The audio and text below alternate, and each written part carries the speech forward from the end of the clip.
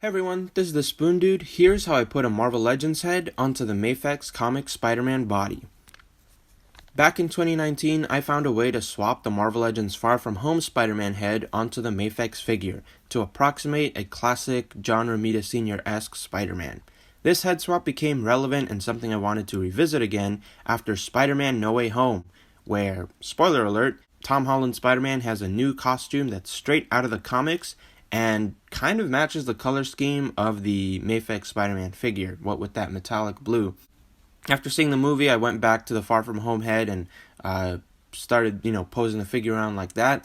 And I also wanted to try the Spider-Man No Way Home integrated suit Spider-Man head and see how that head looked on the body. If you ever try to directly swap heads between a Mafex and a Marvel Legends figure, you'll find that the pegs and sockets don't really match. Of course, Mafex uses smaller ball pegs than the big old ball joints that Hasbro has been using ever since they got the license. So, you could put a Marvel Legends head on a Mafex body, but without something in between, it's just going to fall off and, have no neck. There's a simple, though not necessarily easy, solution to getting a Marvel Legends head onto Mafex body. Mafex heads have separate head sockets that are actually plugged underneath the heads. You'll notice if you have any Mafex figure, you'll see that the head isn't just one, piece. There's that, stiffer plastic piece underneath that actually snaps onto the ball peg, and that's what allows it to articulate and, pop on and off. If you somehow manage to get these sockets out of the head, you'll find that these pieces might just fit underneath a Marvel Legends head. It doesn't work with every Marvel Legends figure. Some Marvel Legends head sockets are just a little bit too small or just a little bit too big, so there is some luck involved.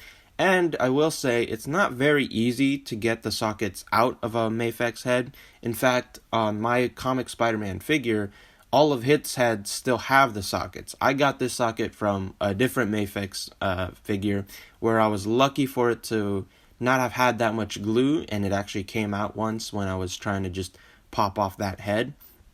And I just repurposed it to be on this body so that I could do this head swap. You will also see I did modify the socket a little bit. There's some plastic I trimmed off just at the very edge at the top so that it's easier to pull a Marvel Legends head on and off. So like I said, as long as Marvel Legends head hole is big enough, I can pretty much swap any head onto this body. And so now I'm able to put the Far From Home Spider-Man head, the No Way Home Spider-Man head, even an unmasked Tom Holland Spider-Man head, and I think that's a pretty cool feature. I really like how the No Way Home integrated suit head in particular looks on this body, and I think it's close enough to that final suit from the movie that it's going to be enough as a placeholder to tie me down until an official version of the figure comes out. But yeah, that's the video. Thanks for liking, commenting, and subscribing. I'll see you in my next video.